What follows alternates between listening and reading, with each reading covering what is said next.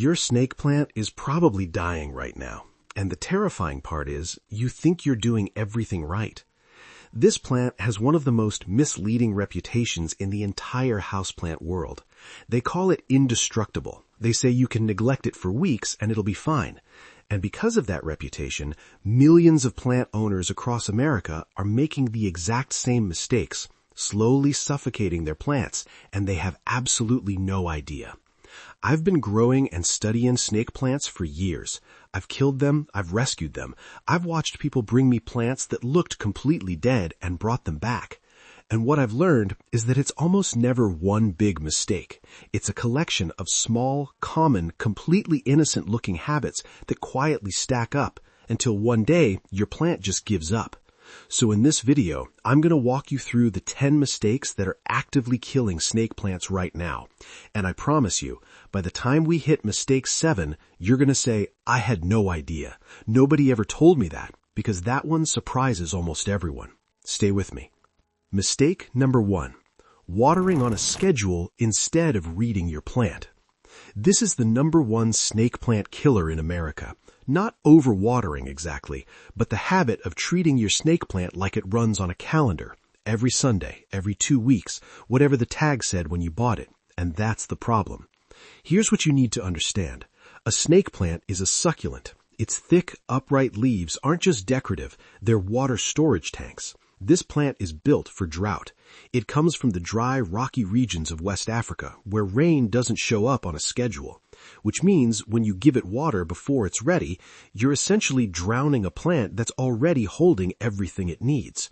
The leaves start turning yellow, they get soft and squishy at the base, and by the time you notice, the roots underneath might already be rotting. Root rot is fast. Once it sets in, you're racing against the clock. The fix is so simple it almost feels like cheating. Stop watering on a schedule. Start watering based on what the soil tells you. Stick your finger 2 to 3 inches into the soil. If you feel any moisture at all, wait. Come back in 4 or 5 days and check again. In summer, your snake plant might want water every 2 to 3 weeks. In winter, it could go 6 to 8 weeks between drinks. The soil is the only schedule that matters. Mistake number 2. Using the wrong soil. You went to the hardware store, you picked up a bag of standard potting mix, it said indoor plants on the front, and you thought, perfect. That's the mistake. Standard potting mix is designed to hold moisture. It's fluffy, it's dense, it's great for moisture-loving tropical plants, but for a snake plant, that same quality becomes a death trap. That soil stays wet, and when a snake plant sits in wet soil, the roots don't get oxygen. They suffocate, they rot, and the plant slowly collapses from the bottom up. What a snake plant actually needs is a gritty, fast-draining mix. Think cactus and succulent mix from your local garden center. That's your base. Then cut it with perlite. A good ratio is about 60% cactus mix and 40% perlite. What this does is create air pockets in the soil. Water flows through fast. The roots dry out between waterings the way they're supposed to. It mimics the rocky, arid soil this plant evolved in. If you're not ready to repot your whole plant, you can even add a layer of perlite on top of your existing soil as a temporary fix. But long-term, the right soil is non-negotiable for snake plant health. Mistake number 4. Using a pot with no drainage holes. I know, the pot was beautiful, it matched your couch, it looked incredible on that shelf, and nobody wants to put an ugly nursery pot in their living room. I completely understand. But here's what's happening inside that beautiful pot with no drainage hole. Every time you water, excess water has nowhere to go. It pools at the bottom. It creates a permanently waterlogged zone right at the base of the root system. Your snake plant's roots sit in that standing water, and the same fungi that cause root rot, Fusarium, Pythium, Rhizoctonia, they absolutely thrive in that environment. You've basically created a petri dish at the bottom of your plant's home. The fix people recommend, rocks at the bottom for drainage, does not work. I need you to hear that clearly. The water still pools. It just pools above the rocks now, slightly higher, still touching your roots. The real solution, always use a pot with drainage holes. If you love a beautiful cachepot, great. Put your snake plant in a nursery pot with drainage holes and set that inside your beautiful decorative pot. Pull it out to water, let it drain fully, then set it back in. It takes an extra minute. Your plant will last years longer. Mistake number 4. Choosing a pot that's way too big. This one feels generous. You want your plant to have room to grow. You're thinking ahead, and it completely backfires. Here's why. Snake plants are one of those rare plants that actually like to be slightly crowded. When you plant a small snake plant in a large pot, you create a massive volume of soil around the roots. That soil holds moisture for a long time, far longer than the plant can use it, which means you're back to the same problem: wet soil, oxygen-starved roots, and a slow march towards root rot. The rule of thumb is this: when you repot, only go up 1 to 2 inches in diameter from your previous pot. That's it. 1 to 2 inches. You're not giving it a mansion, you're giving it a slightly larger studio apartment, and that's exactly what it wants. And here's something wild that most people don't know. Snake plants can actually break through pots when they're thriving. Their rhizomes, the thick underground stems, grow powerful enough to crack plastic pots and shatter terracotta. So when you see roots pushing through the drainage holes or the pot itself starts to bulge, that's your sign it's time to size up, not before. Mistake number 5. Treating your snake plant like a full shade plant. Every tag, every article, every well-meaning friend says low light, tolerates low light, perfect for dark corners. And that part is true. It tolerates low light. But tolerates is not the same as thrives. And this subtle difference is quietly stunting snake plants all over the country. In low light, your snake plant survives. It barely grows. The new leaves come in thin and weak. The colors get dull. The striking green bands and golden yellow borders fade into a flat, washed-out look. And here's the part that connects everything. In low light, the soil dries incredibly slowly, which means if you're watering on any kind of regular schedule, you're almost certainly overwatering a plant that's barely processing any moisture at all. Bright, indirect light is where this plant genuinely comes alive. A spot 3 to 4 feet from a south or west-facing window. An east-facing window where it gets morning sun. That's where you'll see fast new growth, tight, upright leaves, vivid color, and a plant that actually dries out at a healthy pace between waterings. Direct, harsh afternoon sun will burn the leaves. You'll see brown, papery scorch marks, usually on the side facing the window. But filtered bright light, that's the sweet spot. If you've had your snake plant in a dim corner for months and it's struggling, just try moving it to a brighter spot. Give it 2 weeks. You'll be amazed. Mistake number 6. Watering your snake plant with tap water. This one is almost never talked about, and it's doing quiet, invisible damage in millions of homes across the country. Most American tap water contains chlorine and fluoride. Chlorine is added to kill bacteria. Fluoride is added for dental health. Neither of those things is something your snake plant wants in its soil. Over time, and this builds slowly over months, these chemicals accumulate in the soil. They concentrate at the tips and edges of the leaves and start breaking down the plant tissue. The result is those classic crispy brown tips. Not dramatic, not sudden, just a slow, constant creep of brown that starts at the very tips and never quite goes away no matter how carefully you water. Fluoride damage tends to hit the older, more established leaves first.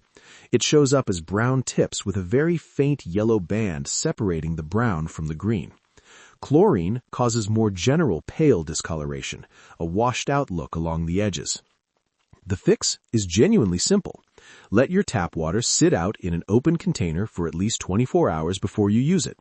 Chlorine will evaporate off. It's a gas. It just needs air and time. Fluoride won't evaporate, but the other fix for that is even better. Collect rainwater. Your snake plant will respond to rainwater like you gave it a spa treatment. Filtered water works great too. And every few months, flush your soil thoroughly with clean water to push accumulated mineral salts out through the drainage holes. How many of these have you done? Drop a number in the comments right now, 1 through 6, be honest, because the next 4 are where it gets really interesting. Mistake number 7. Placing your snake plant near an air vent, radiator, or drafty window. Nobody talks about this, and it is silently destroying snake plants in homes all over the country every single day. Here's what's happening. Your HVAC system is running. Your AC blasts cold air across the room. Your heater kicks on and pushes dry, hot air toward a vent in the wall. Your plant is sitting 6 inches from that vent, which seemed like a perfectly reasonable place to put it, and every few minutes it gets hit with a wave of air that's either too cold, too hot, or too dry. Snake plants are native to West Africa. They evolved in stable, warm, dry conditions. They hate rapid temperature swings. And here's what those swings look like on the leaves. Drooping, dark brown or black patches, sometimes soft and waterlogged looking, that appear without any change in your watering routine. The leaf tissue at the edges gets crispy. New growth comes in weird and distorted. The sweet spot for a snake plant is anywhere between 60 and 85 degrees Fahrenheit. Below 50 degrees, the plant starts suffering. At 40 degrees, you're looking at irreversible cell damage. Those leaf cells literally freeze and rupture. Cold and wet together is the most dangerous combination. A snake plant that's been overwatered and then hits a cold draft can collapse in a matter of days. Pull your plant away from any vent, radiator, or drafty window. You want stable air temperature, not direct blasts of climate-controlled air. And if you've been mysteriously losing leaves without a clear reason, go stand where your plant is at different times of day. You might feel a draft you never noticed before. Mistake number 8, over-fertilizing and burning your roots. We all want our plants to grow faster, so we fertilize, and then we fertilize again, and then we think, well, it's been a while, let me give it one more boost.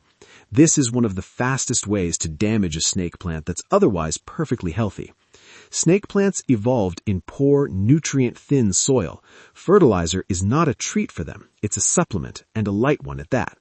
When you over-fertilize, the salts in the fertilizer build up in the soil, and what those salt concentrations do is pull moisture out of the roots, the exact opposite of what you're trying to achieve. The roots get chemically burned from the inside. You'll see the tips of the leaves starting to turn brown. There may be a white crust building up on the surface of the soil. That's the accumulated mineral salts telling you something is very wrong. The safe schedule is simple. A balanced fertilizer, diluted to half strength, once a month during spring and summer only. Not winter, not fall. In winter, your snake plant is essentially dormant. It's not actively growing, it doesn't need extra nutrients, and adding fertilizer during dormancy guarantees damage. Fertilizing during winter is one of those mistakes that doesn't show consequences for weeks, which is why people don't connect the cause to the damage when they see it. If you already think you've over-fertilized, flush the soil. Water deeply and thoroughly until water runs clear from the drainage holes for several minutes. That will wash excess salts out. Then wait at least 6 to 8 weeks before fertilizing again. Mistake number 9. Repotting too often, too aggressively, or at the wrong time.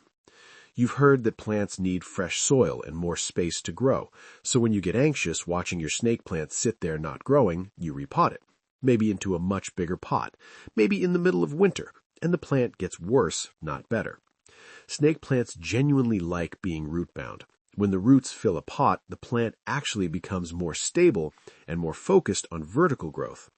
Repotting too early disrupts that stability, and repotting into a pot that's several sizes too large, as we talked about earlier, creates all those soil moisture problems all over again. The right time to repot is late winter or early spring, just before the growing season starts. This gives your plant the entire warm season to recover, establish roots in the new soil, and come back strong. If you repot in fall or winter, you're asking a semi-dormant plant to put energy into reestablishing itself at the exact time of year it's trying to conserve energy. The plant gets stressed, leaves droop, growth stalls, and people assume something else went wrong.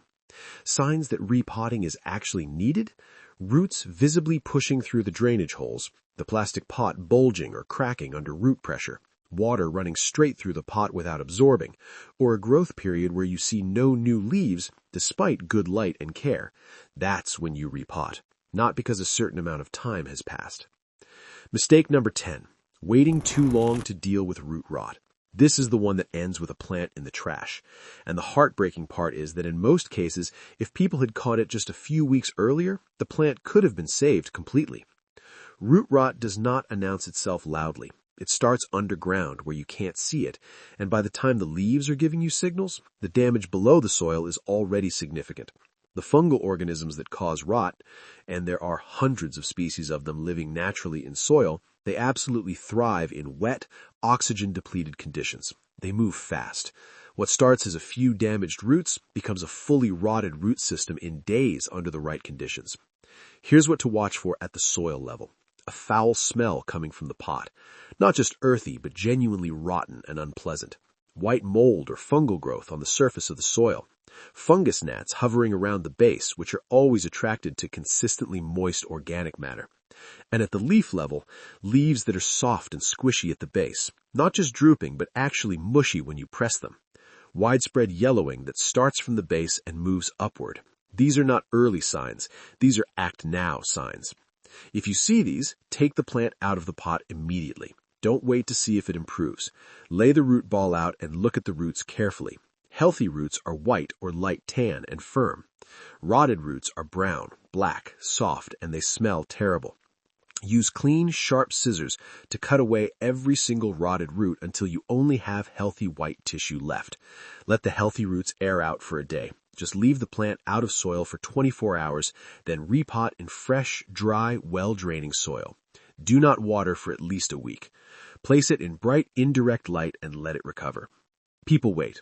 They hope it gets better on its own. It doesn't. Root rot progresses. But the people who act fast, they get to keep their plant. Bonus, the one thing that surprises everyone. Here's something most snake plant guides never tell you. This plant can actually bloom. A mature, slightly root-bound, occasionally stressed snake plant, one that's been in the same pot for a while, getting bright indirect light, will sometimes send up a tall flower spike covered in small, creamy white blossoms with the most incredible fragrance. People think their plant is dying when they see it. It's not dying, it's flowering, and it only happens to snake plants that are genuinely thriving, slightly neglected in the best possible way, and left alone long enough to do their thing. So if your plant looks crowded and you were about to repot it, maybe wait. You might get flowers first. So, that's 10 mistakes, and most of them aren't dramatic. They're small daily decisions that seem completely harmless until they're not. The watering schedule you thought was responsible, the beautiful pot you chose for aesthetics, the drafty spot near the window you never even noticed. Pick one thing from today's video and change it this week. Just one. That's all it takes to start turning your snake plant around. If this helped you, subscribe to Serene Green Gardens. We put out plant care content every single week, and we go this deep on everything. Drop a comment below and tell me which mistakes surprised you the most. I personally read every single one. And before you go, check out this next video right here, because it covers exactly what to do after you fix these mistakes to get your snake plant growing faster and stronger than ever.